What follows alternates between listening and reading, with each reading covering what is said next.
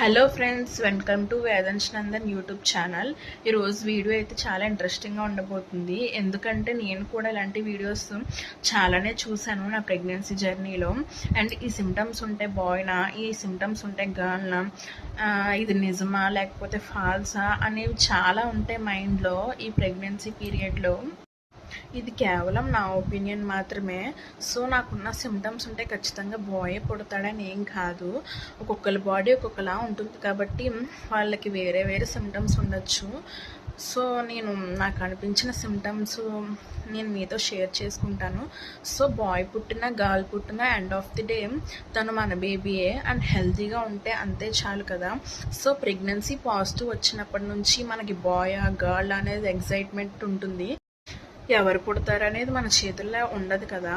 So ఈ symptoms ఉంటే bye, ఆ సిమ్టమ్స్ ఉంటే గర్ల్ అని చెప్పడం చాలామంది మిత్స్ అని చెప్తూ ఉంటారు. సో నాకు అనిపించిన సిమ్టమ్స్ అయితే నేను ఈ వీడియోలో మీతో షేర్ చేసుకుంటాను. సో స్కిప్ చేయకుండా లాస్ట్ వరకు చూసేయండి. వేదాంశ్ బర్త్ వెయిట్ అయితే 2.9 పుట్టాడు. అండ్ నా పుట్టబోయే బేబీ 3 kgs పైనే ఉండాలని నేను చాలా గట్టిగానే తినేదాన్ని ప్రెగ్నెన్సీలో. సో చాలా వెయిట్ అయితే పుట్ ఆన్ అయ్యాను. అండ్ జనరల్గా ఇండియాలో పిల్లలు 2.5 దగ్గర నుంచి పుడితే నార్మల్, అండ్ 2.5 కన్నా తక్కువ పుడితే NICUలో ఉంచుతారు కొన్ని రోజులు. అయితే ఫస్ట్ ప్రెగ్నెన్సీ కాబట్టి చాలా ఎక్సైట్మెంట్ అయితే ఉండేది. అండ్ మార్నింగ్ సిక్నెస్ కూడా ఉండేది. అంత హెవీగా ఏం కాదు.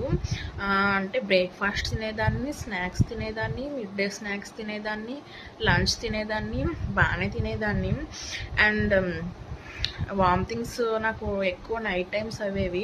అంటే మార్నింగ్ కూడా అవేవి, అంత ఎక్కువ కాదు, డైలీ ఏం అవ్వేవి కాదు. అండ్ సాల్టీ క్రేవింగ్స్ ఉండేవి, ఎక్కువ కారం తినాలనిపించేది. అండ్ సమ్మర్లో కూడా ఏసీ వేస్తే చలి అనిపించేది.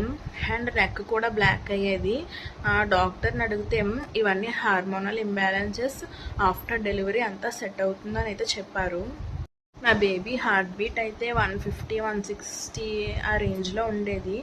160 అబవ్ అయితే లేదు. అండ్ 160 అబవ్ ఉంటే గర్ల్ అని అయితే చెప్తూ ఉంటారు. అండ్ ఇవన్నీ మిత్స్ అని కూడా చెప్తూ ఉంటారు. సో ఈ సిమ్టమ్స్ ఉంటేనే ఖచ్చితంగా బాయ్ అని ఏం కాదు. మీ బాడీని తగ్గట్టు సిమ్టమ్స్ చేంజ్ అవ్వచ్చు. అండ్ ఫస్ట్ ప్రెగ్నెన్సీ కాబట్టి మాకు ఎవరైనా ఓకే అన్నట్టుగానే ఉండేవాళ్ళం మేము. సో మీరు సరదాగా చూసుకోవాలి అంటే చూసుకోవచ్చు. ఎందుకంటే నేను నా ప్రెగ్నెన్సీలో ఇలాంటి వీడియోస్ చాలానే చూశాను. అండ్ నాకు అనిపించిన సిమ్టమ్స్ అయితే మీతో షేర్ చేసుకున్నాం.